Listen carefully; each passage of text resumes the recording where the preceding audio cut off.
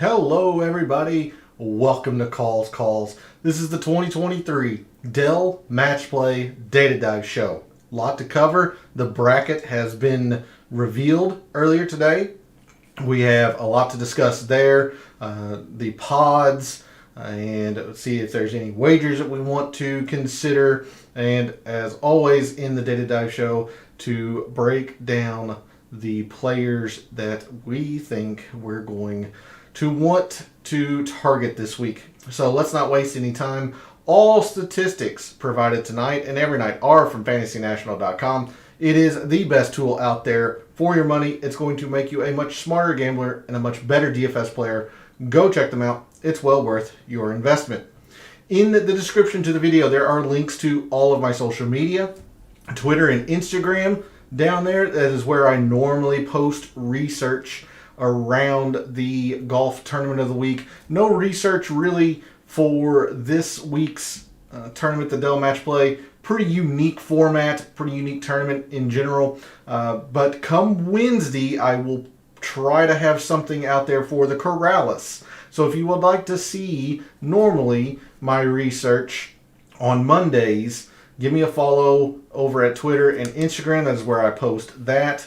And then Twitter is also where I post my betting cards week after week. That will be no exception. I will be doing that Tuesday evening after the DFS Tactics and Bracketology show, if you will. So if you want to see my betting card, give me a follow over at Twitter. I post that every week. And then Twitch is where I do all of my in-depth research. Much more laid back stream, listen to music. I also do some gaming over there, do some baseball. So if you're interested in other content other than golf, give me a follow over at Twitch. And then finally, we're live. Chat's open. Again, have you seen the pods or the bracket? How do you think the tournament's going to shake out this year? What do you think's the group of death? I certainly have my thought process on that. One that'll be very, very hard fought. Who do you think has an easy road? Who do you think has no chance to move on to the knockout stages? And of course, do you have any wagers? All of that good stuff. And any questions that you have, feel free to throw them in chat. So let's dig into the data for the 2023 Dell Match Play. And we're going to start over at Windfinder. And you can see here from the forecast for Wednesday and Thursday. And of course, I don't know why my camera always seems to get off-centered. Hectic. Wednesday, sustained winds in the teens with gusts looking like in the morning near 30, but certainly in the 20s all day Wednesday. Thursday, more of the same sustained winds into the teens, and in the afternoon, maybe sustained winds into the 20s, gusts approaching 30. So a lot of wind is expected this week at the Dell Match Play. And in fact, since we are a couple of days away, I will check the super forecast. You see Tuesday, if some of this gets backed up into Wednesday, you can see what they're dealing with. It looks like they've got some small showers in the forecast for Tuesday and into Wednesday. But the first day of match play, we're looking at sustained winds into the teens with gusts into the 20s. Now, having said that, there's no real AM or PM focus that we can do. Since this is match play, you're just playing your competitor, you and him. So there's no AM, PM wave stacking or anything like that. But clearly we can see that wind will definitely be a factor this week. So I will bring the regular forecast back up. Now the weekend does look calm-ish, maybe Saturday.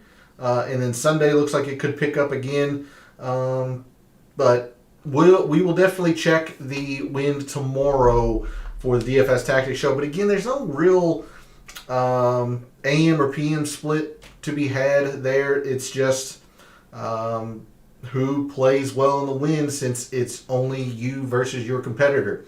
So with that, let's go ahead and move on over to Fantasy National. And because we just saw Windfinder, I have short courses up right now. As you can see, I was doing a little bit of research on my own. Let's bring in moderate and windy conditions or add those filters.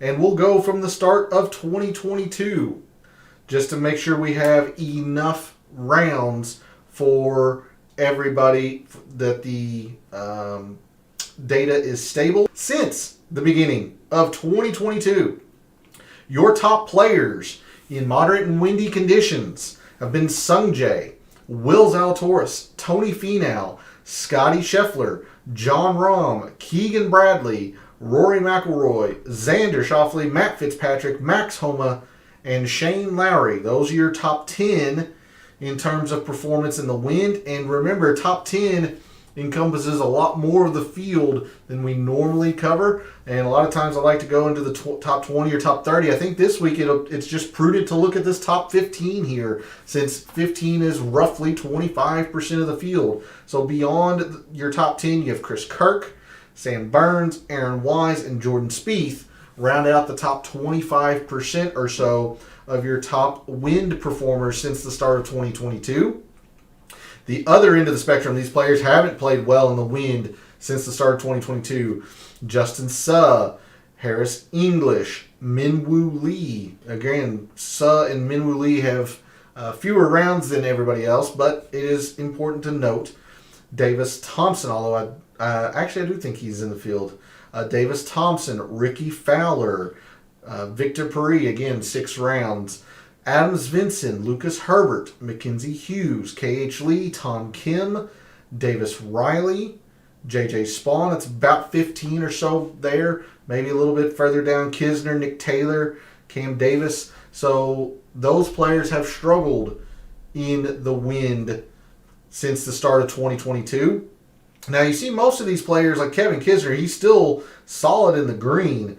He's just a lot lower in terms of total performance than some of these other players. But you see, I mean, he has been okay in the wind. Having said that, players like Harris English, Davis Thompson, Ricky Fowler, they have not, if they are red, they have not been very good in the wind. Again, this is going by his career. I think it'd probably be better to check that. So yeah, you can see at the Rocket Mortgage last year was pretty bad. Wyndham, St. Jude, not great. And then earlier in the season last year, Ricky kind of struggled. He's gotten better, though. He's been playing better. So I don't know if I would be writing Ricky off completely due to the wind factor here. But at least compared to others in the field, he has struggled. Okay, so there's a look at our top performers in the wind. We can look at a few different things in Fantasy National. Again, from last night, we know that the course will be short. It is a par 71 at 7,100 yards, and that's on the longer end. A lot of times it'll play in the mid 7,000s, like 7,050-ish or so. So your top performers on short courses since the start of 2022 have been Seamus Power, Patrick Cantlay, Xander Schauffele, Russell Hindley, JT Poston, Brian Harmon, Taylor Montgomery, Keegan Bradley, Keith Mitchell, and Ben Griffin. You look at these players and their performances in match play. Brian Harmon has played particularly well in match play, especially at Austin. Seamus Power had a very, very, very good year last year at the match play. Patrick Cantlay has always had success here, although he's never made it out of the made it out of the pool play. He's always had about 1.5 to 2 points. He just gets beat in a playoff to move on to the knockouts. So Cantlay's had a lot of success here. Xander's pretty good, or has been pretty good here. Russell Hindley has struggled a little bit. Keegan has struggled a little bit. Scheffler needs no explanation, first and second in his 2 tries here. Chris Kirk hasn't played in the match play since 2016, but he came in 5th, or he made it to the quarterfinals. So So he's had success here. Rahm. So a lot of short course metrics will work this week, especially since Austin Country Club is very attackable. It's very short. But the architect of Austin Country Club is Pete Dye. So we can also take a look at some Pete Dye metrics. And while we went to 2021 last night, I'm just going to keep this timeline consistent for when we move around in other page views at Fantasy National. So in a more immediate sense, only since the start of 2022, your top performers on Pete Dye courses have been Scotty Scheffler, Xander Schauffele, Adam Hadwin, Terrell Hatton, Keith Mitchell, Victor Hovland, Sung Jae, Shane Lowry, Max Homa, and Tommy Fleetwood. There's your top 10. Again, a whole lot of success here in terms of match play. Terrell Hatton has always been very good at match play with the exception of 1 year. Again, Scotty Scheffler. You've got Xander, who's had some success. Now, Shane Lowry has had his struggles at Austin for the match play. Fleetwood's been pretty good. Nothing spectacular. He did make the quarterfinals 1 year, but he's also had a couple of years where he only earned 1 point. So Hideki's had some mixed results. So interesting look here at the players that are rising on the Pete Dye metrics, the short course metrics. Even though the scoring is a product of the format, I think it is worthwhile a little bit to look at some easy course metrics, especially since players are just trying to go as low as possible instead of trying to salvage pars. If the opportunity presents itself, they'll bring bogey into play to try to win the hole.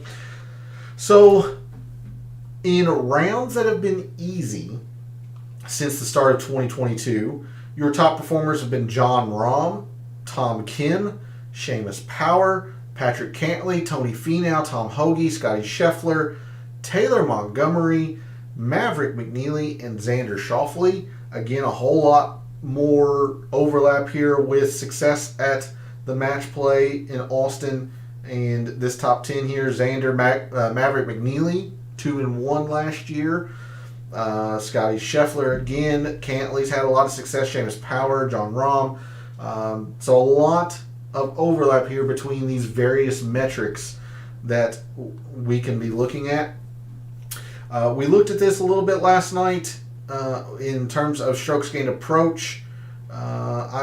We'll go ahead and cover that again, but we'll hit a lot of the other metrics right after this. So your top strokes gained approach players with no filters have removed the easy, wind, all that, just straight up since the start of the PGA Tour season and back to the Fortinet in the fall. Your top strokes gained approach players: Tom Hoge, Max Homa, Tony Finau, Colin Morikawa, Scotty Scheffler, Jon Rahm, Xander Schauffele, Ricky Fowler, Tom Kim, and Siwoo Kim.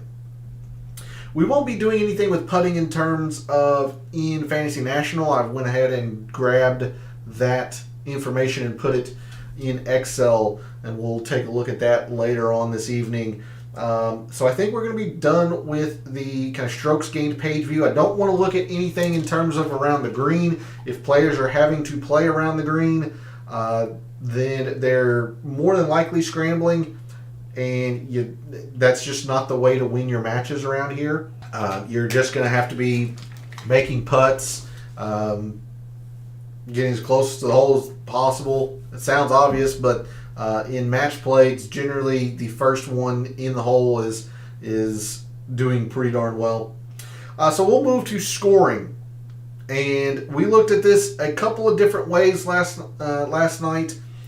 Don't think I'm going to be looking at pure scoring, meaning I'm going to have some filters around this, but we'll take a look at scoring in a multitude of different ways. So let's first look at scoring when a round is easy.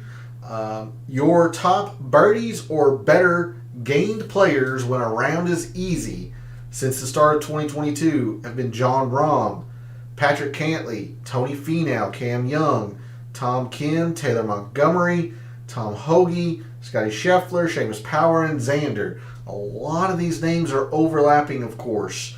It's a small field, yes, but I mean Taylor Montgomery in his short time on the PGA Tour. Tom Kim's been up here quite a bit for easy courses.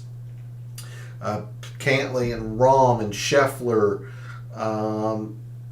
So make sure you give those players an extra look tonight and tomorrow.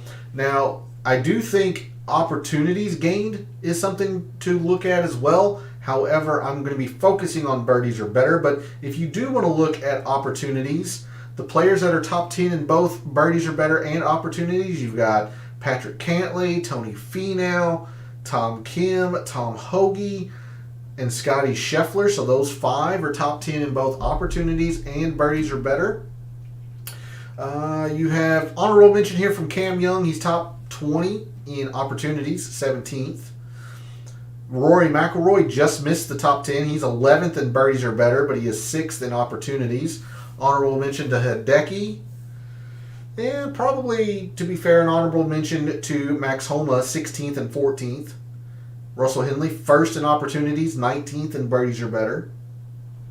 So there's a few more names in terms of scoring, especially when it's easy. Let's take a look at scoring when it's short as well. So your top birdies or better gained players when a course has been short, defined as less than 7,200 yards since the start of 2022. Seamus Power, Patrick Cantley, Taylor Montgomery, Cameron Young, Rory McIlroy, Tom Kim, Adam Svensson, Keegan Bradley, Ben Griffin, and Russell Henley. So again, a whole lot more overlap. You've got Taylor Montgomery, some more. Seamus Power, who always loves short courses. He plays short and easy courses really well. Patrick Cantley. Rory now rises in birdies or better on short courses. Svensson, I think, was there for easy. He's also here for short courses. So yeah, there's a look at the scoring metrics. I'm just going to be focusing on birdies or better. I might have some opportunities. I had opportunities gained in my mixed condition model last year, and we'll cover that towards the end of the show this evening. But I'm going to be focusing on birdies or better gained this week. Guys are just trying to go as low as possible to win holes and win a match. Let's move to driving statistics, fairways, greens, and whatnot. And only because I still have this filter on, we'll keep looking at the short course. Don't know how much distance is going to factor. Pete Dye courses, generally, distance isn't a big deal. So instead, I think I want to look at good drives gained, which is when a player either hits the fairway or they've hit the green in regulation if they've missed the fairway. So your top good drives gained players on short courses since the start of 2022. Justin Suh, Russell Henley, Shane Lowry, Corey Connors, J.J. Spawn, Colin Morikawa, Andrew Putnam, first time we've said him tonight, Keegan Bradley, Victor Hovland, and J.T. Poston. Poston, somebody else who also prefers shorter and easier courses. So he's rising here in good drive for when a course is short. Not sure how much more or other things we're going to be wanting to look at. We definitely don't want to look at scrambling this week. You can maybe argue greens in regulation. Again, these greens are average size, if not a bit smaller than the average tour green. But I like good drives gained in the sense that players are accurate off the tee, or they're accurate enough with their irons that they can hit the green if they miss the fairway.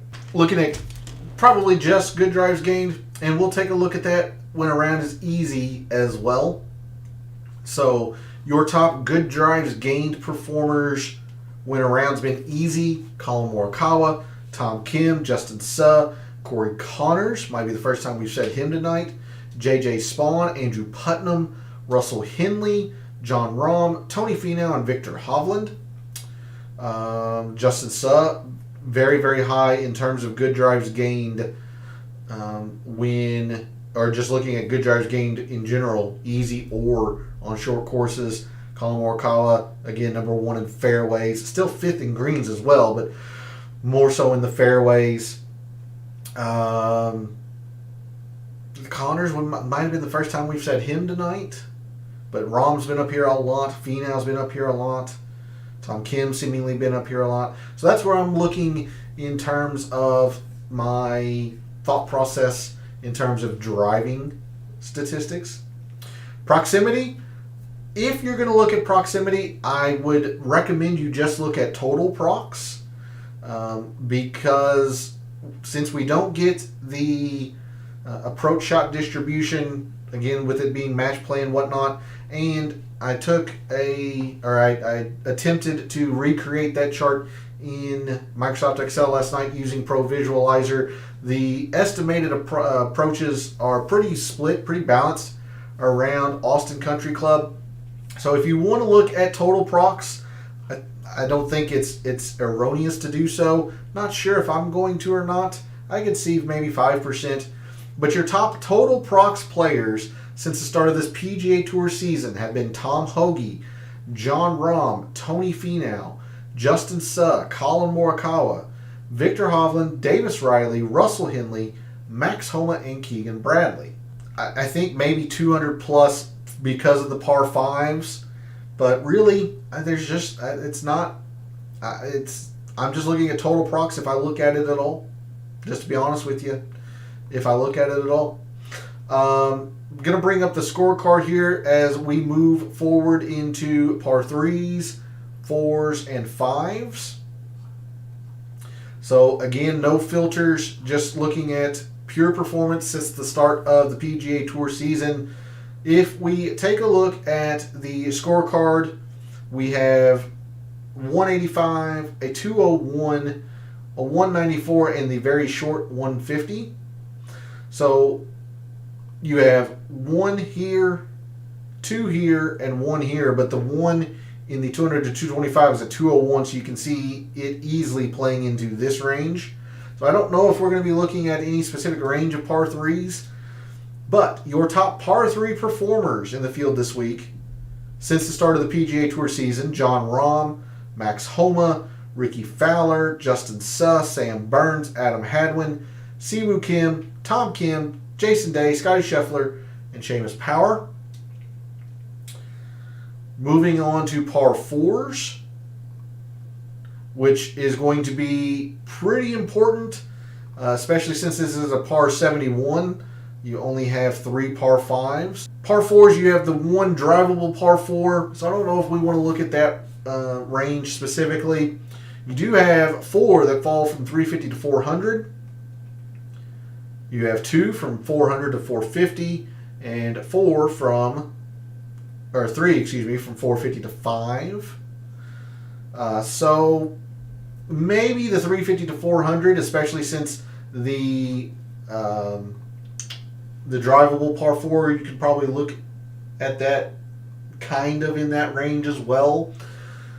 But in terms of total par 4s, total par 4 performance since the start of the PGA Tour season: Scotty Scheffler, Jason Day, Max Homa, Patrick Cantlay, Taylor Montgomery, Tony Finau, Denny McCarthy, Victor Hovland, Jon Rahm, and Chris Kirk.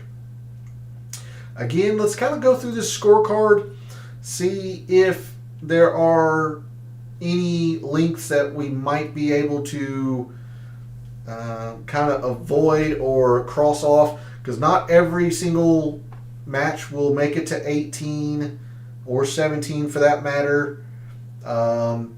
One of the par 5s might not be in play in some of the matches. So you're losing a short par 4, a 350 to 4.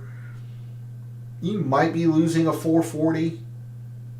But But you can see early on you've got a very short par 4, 400 450, another very short, a couple longer ones as well. So I still think it might be prudent to look at the 350 to 400, since there's 3 of those on the front 9, or maybe first 10 holes. So your top performers in par 4s, 350 to 4. Denny McCarthy, Xander, Ricky Fowler, Aaron Wise, Scotty Scheffler, Brian Harmon, Alex Noren, Davis Riley, Tony Finau, and Tom Kim. Again, just take a look at some of the performances of players here. Scotty Scheffler, Brian Harmon, Alex Noren loves the match play. Has had a whole lot of success here. Siwoo is very, very Jekyll and Hyde. He'll win his group or he'll get a half or 0 points. He's just very Jekyll and Hyde. A little bit of everywhere. But he's pretty good at the 350 to 4s. So, again, probably just looking at par 4s. But there's a look at the range that I think is probably the most important. Then we'll move to par 5s. And every single par 5 is going to measure from 550 to 6. You got a 590, 578, and a 565. Every single par 5 measures between 550 and 6. I know last night I was saying that there was a short par 5 Pro Visualizer, or at least members at Austin Country Club will play this as a par 5, but for professionals, they play it as a par 4 for the Dell Match Play, so that's what's leading to the par 71. So again, every par 5 falls into this range. So your top performers on par 5s, 550 to 600 yards since the start of the PGA Tour season: Patrick Cantlay, Jordan Spieth, Colin Morikawa, Rory McIlroy, Tommy Fleetwood, Keegan Bradley, Tony Finau, Sung Jae, Aaron Wise, Nick Taylor, and Ben Griffin. So there's a look at a lot of the stats and metrics that I'm looking at. Oh, one thing I do want to look at. We do want to look at some 3-putt avoidance. Putting is going to be a pretty big deal. I do want to look at just flat out 3-putt avoidance. Lag putting is a skill. Not going to do anything in terms of a specific speed or surface. I just want to look at 3-putt avoidance. So with that, your top 3-putt avoiders since the start of the PGA Tour season: Mav McNeely, Chris Kirk, Scotty Scheffler, Justin Suh, Keegan Bradley, Jason Day, Mackenzie Hughes, Matt Fitzpatrick, Sam Burns, and Andrew Putnam. There's your top 10 3-putt avoiders. I haven't clicked this yet. We'll see what this does. Okay, so let's go ahead and move on. We'll move to Microsoft Excel as well. I'll keep this up in the background, but just in case you have not seen the bracket, let's go through a little bit on each pod, and then we'll kind of go to Excel after this and take a look at some specific metrics and putting and performances from players and whatnot. Pod number 1. Number 1 seed, number 1 player in the world, Scotty Scheffler, has Tom Kim, Alex Noren, and Davis Riley. They face the winner of the 16 seed pod, Sung Jae, Tommy Fleetwood, JT Poston, and Maverick McNeely. 8 and 9, Victor Hovland, Chris Kirk, Siwoo Kim, and Matt Kuchar. This is one of the groups of death, I think. I think there's 2 or 3. Victor Hovland played very well here last year. Matt Kuchar loves the Dell Match Play. Chris Kirk has played well in his one time and is playing very, very well lately. The win at the Honda, most so. Siwoo Kim, Jekyll and Hyde. So this is one of the groups of death, I think. Seed 9, Colin Morikawa, J-Day, Adams Vincent, and Victor Puri. Pod 5, Max Homa, Hideki, Kisner, and Justin Suh. Kisner loves match play, so you would think he'd probably be the favorite in that group. Pod 12, Spieth, Lowry, Taylor Montgomery, and Mackenzie Hughes. This is another one of the pods of death. Jordan Spieth loves this tournament, loves this course. I think Taylor Montgomery is going to be pretty good with his putting prowess, and Mackenzie Hughes has been very, very good in his 2 years here at the Dell Match Play in Austin Country Club. So I think 12 is a group of death. I think 8, honestly, can be a group of death, and then there's one other on the other side. But pod 13, or let's go to pod 4, Cantlay, Harmon, K.H. Lee, and Nick Taylor. I think it's a 2-person battle between these two. Harmon loves match play. Cantley's performed very, very well at it as well. Pod 13, Sam Burns, Seamus Power, Adam Scott, and Adam Hadwin. Moving to the other side, Pod 2, Rahm, Horschel, Keith Mitchell, and Ricky Fowler. Some people are saying this is a group of death. I guess I can see it with Rahm and Horschel. Ricky probably should be pretty good. Keith Mitchell has had pretty poor performances here, so I think it's just a two-person battle in this pod. But if Ricky plays well, I can see it being a group of death. 15, Cam Young, Sepp Straka, Corey Connors, and Davis Thompson. Don't sleep on Sepp Straka. He played very well here last year. Cam Young struggled last year. So don't sleep on Sepp Straka in that pod. Pod 7, Will Zalatoris, Ryan Fox, Harris English, and Andrew Putnam. To me, and this is just personal opinion, to me, I think this is probably one of the easier pods for the favorite. I see Will Zalatoris advancing in this pod without a whole lot of issue. Pod 10, Tony Finau, Kurt Kitayama, Adrian Moronk, and Christian Bezadenhout. This is a pretty wide open pod. Bezadenhout has been awful here at the Dell Match Play. Finau, a little bit hit and miss. Kitayama and Moronk have never played here, so I wouldn't sleep on Moronk. Pod 6, Xander, Tom Hoagie, Aaron Wise, and Cam Davis. Just like Zalatoris, I think this is a pretty easy one for Xander. Hoagie he didn't play well here last year. Aaron Wise played here, I believe, in 2018 or 2019. He really struggled. Cam Davis, I don't think, has ever played this, so I think Xander comes out of that one fairly handily. Pod 11, Fitzpatrick, Tagala, Minwoo Lee, and JJ Spawn. I think a very vulnerable favorite or top seed in the pod, but pretty wide open. Pod 3, Rory, Keegan, Denny McCarthy, and Scott Stallings. This is, to me, what I think the third pod of death. Keegan is a premier ball striker. His putter comes and goes, so if his putter's with him, he's going to be very difficult to beat. Rory, and then Denny McCarthy. Again, match play is a lot about putting. And I think Denny McCarthy is going to have a pretty good showing this week. We saw all the metrics that he popped on just a while ago in Fantasy National.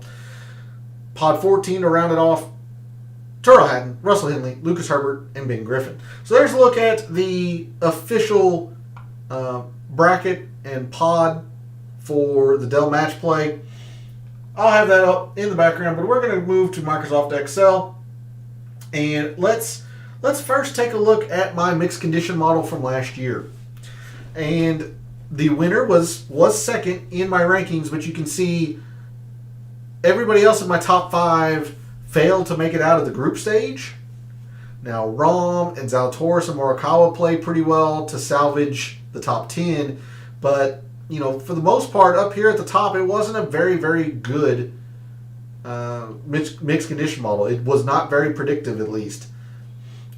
Being saved again by Scheffler being second, but I don't feel great about this one, especially with the lack of top-end performances beyond Scheffler and maybe Zalatoris. Let me sort on the actual leaderboard here of performances from last year. Column A. And let's get a gauge here and see. Let's just take a look at the players that made it into the knockout rounds, what they were doing well. And you can see what metrics I have used, or I did use last year. So I'll bring those over, and I'm going to average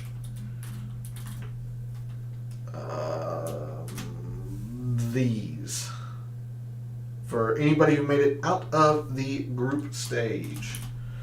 And then we'll bring that over. Okay, so a little bit erratic, to be fair. Now again, with only 64, the top 25% or so would be 16th. So I'm probably looking at metrics that would be, I don't know, 20, 25 or so maybe. Birdies are better game. Our winner was first in that category. He was 7th in strokes gained total in the wind, so I think wind conditions or play in the wind is going to be pretty important. But you see other players were not the best in the wind and still made it out of the knockout rounds, or made it into the knockout rounds, made it out of pool play. So, a little bit of this, a little bit of that with strokes gained total in the wind. You see approach decent, I suppose. Now Brooks and Kevin Kisner, they were poor in relation to the field for approach. If we look at, let's see, approach. So you got I did do 10% in 175 to 200 par 3s. I don't know if I feel comfortable just splitting those out. Although the short par 3 is 17 and not every single match is guaranteed to make it to the 17th. So, I can understand why I would think about the 175 to 200s, to be honest with you. Makes some sense now. I only had 10% in par 4s. I think that's a little bit of a mistake. This seems like it needs to be one of the bigger factors since this is a par 71. Par 5s, I had 10% in the 550 to 6. You see, Scotty Scheffler was very good at both of those, and he ends up winning. But Kisner and Connors and DJ, they weren't doing terribly well at the par 5s of that length. Okay. Again, I won't be doing anything with putting in terms of Fantasy National, but I did have 10% on fast Bermuda greens. These are Poa Trivialis overseeds, so the Bermuda is dormant. I did have 5% on short courses, strokes gained total. Seamus Power, very good from there. And then I did have 5% in opportunities gained. And I can see myself doing that again. All right, so if we want to look at how predictive these metrics were, I'm hoping that these are going to be big enough to see. I'll have to scroll over for the opportunities at the end there, but you can see like birdies are better was a 29. The midway point or half would have been 32, so it's performing a little bit better. But again, I'm still trying to get something into like the 25 range for it to be a pretty good indicator. And you can see none of these had or were a 25.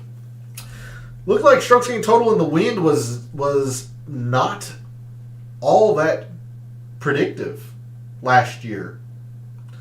Scotty Scheffler was very good in it, but you look at all these other players that made the knockout rounds, they weren't that great in the wind, at least compared to their peers.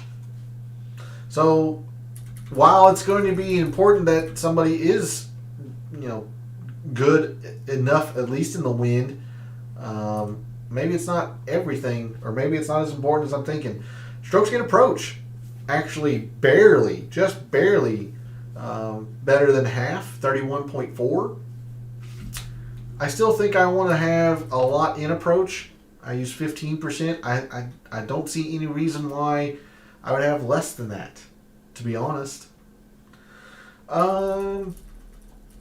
Par 4s the par 3s of the specific length, 175 to 200, just under 30. Okay. Second best so far, behind birdies are better. So it was fairly predictive of at least among these metrics. The best, quite honestly, was putting at 28.2, but then the par 4s. The par 5s of the length weren't extremely predictive. Short course total, not the best. Opportunities were meh.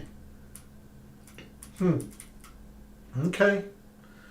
So again, I'll bring this over here and zoom in to look at what I did last year in mixed last year's mixed condition model. Still think birdies are better going to be the focal point. You see, I mean, Scotty Scheffler, number one in it, and he wins. Colin Morikawa played well. Billy Horschel's always very good at the Dell match play, and he's very good. Birdies are better. I didn't have a filter, just the last 24 rounds. So it'll be interesting to see how that might change this year, considering I'm probably going to do either short courses or easy, but more than likely on short courses. Wind, approach. Anyway, that is a look at last year's mixed condition model, how predictive or not it was. I still feel pretty good about par 4s. Probably going to up that percentage a little bit. I was surprised to see that the par 5s weren't as predictive as some of the others. But, all right. With that, let's go ahead and move on over to some more data that I have gathered. I'll zoom in for you on this. This is a summation of every player's putting at any course that has Poa Trivialis overseed. So again, those courses are the American Express, the Waste Management, the Players, the Valspar, and the Valero. So I've got those columns hidden here. I'll unhide them just to show you where the math is coming from here. This is a summation, or adding all of these together to generate this number and how well a player has putt on Poa Trivialis. So you can see Aaron Wise has been pretty bad. Adam Hadwin's been very good. Scott's middling. Vincent's slightly lower. Let's go ahead and sort on putting. So your top putter in the past 4+ years, the Valero hasn't happened yet, but every other tournament goes back to about 2018 that I've collected the stats for, because I only go back 5 years. Your top putter on Poa Trivialis is Sam Burns. Not a surprise. Loves the Valspar. He was the 2-time champion before being dethroned this past week. But he has put the Valspar very well. He's put the Players pretty well. And he's put the American Express very well. JT Poston has also put Poa Trivialis very well. Denny McCarthy as well. And he's coming off a fantastic Valspar in his own right. Sung Jae has put well on Poa Trivialis. Adam Hadwin, Brian Harmon. Again, the success of the Dell match play in these 4 players right there. 5 players, 6 players. So look at that. In the top, what's this, about 13 players, because Moronk hasn't put on this surface, or he has no data on that surface.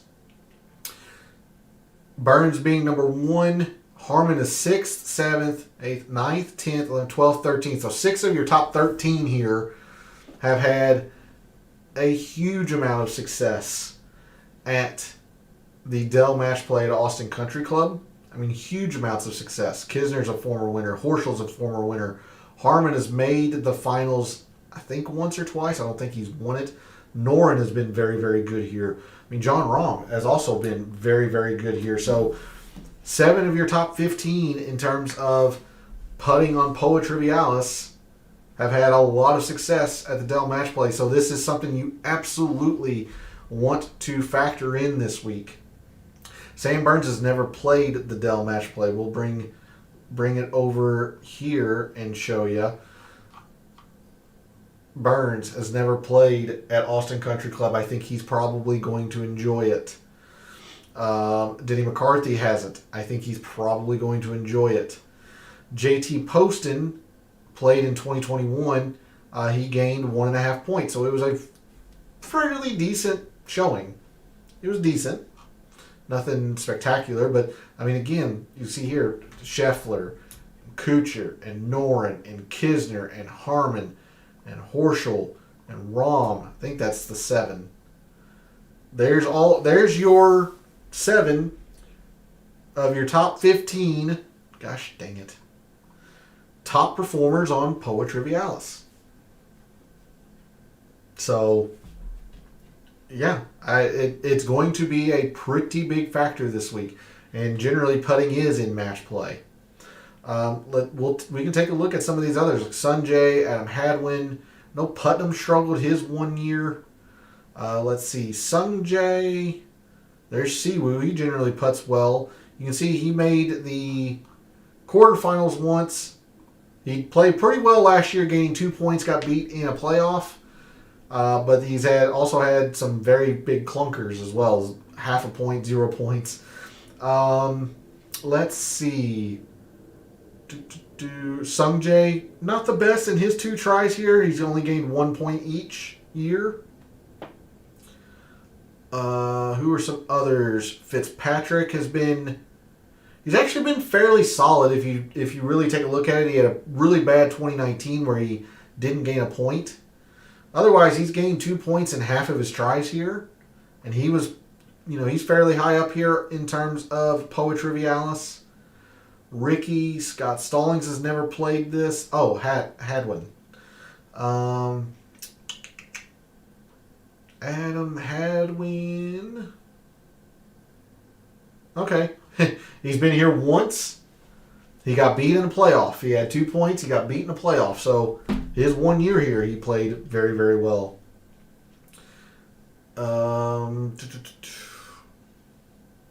I talked a little bit about Mackenzie Hughes. He's been very, very good here in his 2 tries. Will Zalatoris has been very good. Who were some of the others? There was one other player. Now it's escaping me. Sungjae. Yeah, he was pretty bad. I thought there was one more. Ricky. Duh. Dumbass. Ricky. Oh, there he is. He played it way back in 2016. He got 1 point, so not the best showing for Ricky. But again, I showed this last night, but I'll show it again.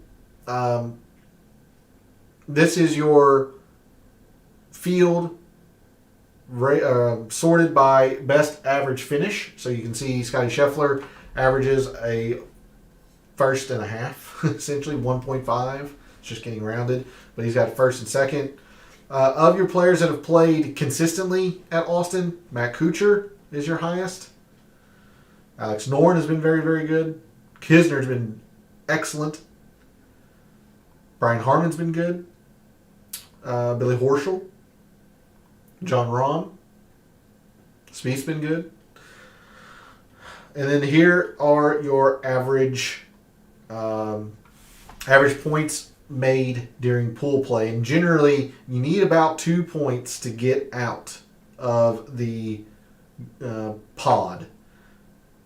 If you have 1.5, there's still a small chance you can, but things have to really go your way. Generally, you need about 2. So anyone who's averaging about 1.5 or less, I'm pretty skeptical about, to be honest with you. Like Hideki is 0 for 4. He's never made it past the pod stage. Finau has had mixed success. 17, so he got beat in a playoff in 2018 to not advance. 1.5 and then 1s. Fitzpatrick, we talked about a little bit earlier. He's gained 2.5 of his. Corey Connors is quite interesting. He got 0 his first attempt and then won his group last year and made it all the way to the consolation match. So yeah, there's a look at that. Tomorrow I will have my mixed condition model for you all. Show you that and my rankings, and I will have hopefully some data to put with this. You can see I've got Pete Dye performance, short course performance. I will split all of this into the 16 pods, if you will. I'll organize all 64 players, put them into their pod, take a look at stats and whatnot. And the most exciting part, we're going to fill out the bracket for calls, and the Dell match play. See if I can zoom in and not make it too much off your screen. So, looking forward to that. It'll be a lot of fun tomorrow. Hopefully you will join me, and the community will fill in the bracket. I'll do mine. But we'll also take a look at some of the stats and see who might have some advantages in each particular pod. But I'll leave you off with this again tonight. That's going to do it for the Data Dive show tonight for the Dell Match Play. Thanks for tuning in and watching, listening, supporting the channel, commenting, subscribing. Always appreciate it. Love what I do. Wouldn't be possible without you all. Let me know in the comments of some of the things you might be looking forward to or wanting to see tomorrow. Who is your early lean in terms of winning this thing, or who do you think might be a sneaky play in a particular pod? What do you think is the pod of, or the group of death, if you will? But thanks again for tuning in and watching. For all of the wagers you've made so far this week for the Dell Match Play, for all of the wagers you're thinking about making this week for the Dell Match Play, and until I see you tomorrow night for the DFS Tactics and Bracketology show, may all your bets be profitable.